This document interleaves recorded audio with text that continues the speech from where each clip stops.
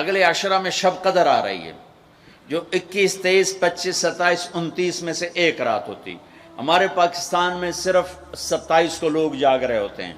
میرے نبی کا فرمان ہے شب قدر 5 راتوں میں گھومتی ہے، تو آپ 5 راتیں جاگ لو، آپ کو شب قدر مل گئی.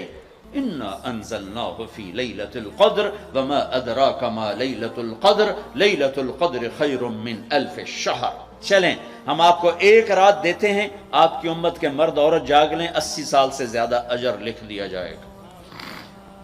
یہ 5 راتیں ضرور جاگ لیں. چھوٹی چھوٹی راتیں ہیں، تراویح سے فارغ ہوں تو 3-4 گھنٹے کی رات باقی رہ جاتی ہے. کچھ نفل پڑھ لو، کچھ قرآن پڑھ لو، کچھ دعا مانگ لو، کچھ ذکر کر لو، اور لوگوں کو معاف کر دو.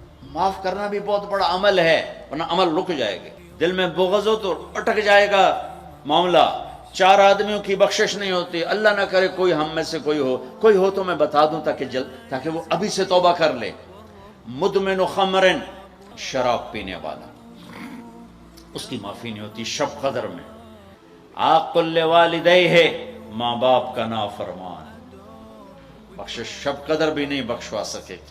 تیسرا، رشتہ داروں سے لڑنے والا، رشتوں میں لڑائی ڈالنے والا پینڈنگ ہو جائے گا، نہیں معاف ہوگا کہ تو میرے بندوں کو معاف نہیں کرتا، مجھ سے معافی مانگتا.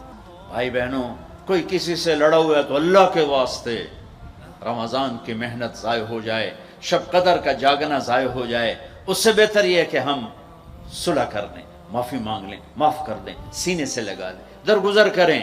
چوتھا کون ہے؟ کینہ رکھنے والا. کینہ کیا ہے؟ کہ میں ان کو نقصان پہنچانا چاہتا ہوں. اب اس کو کہتے ہیں کینہ.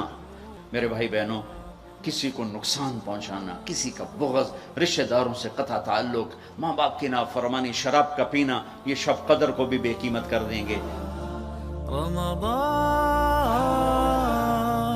أشجانا رمضان.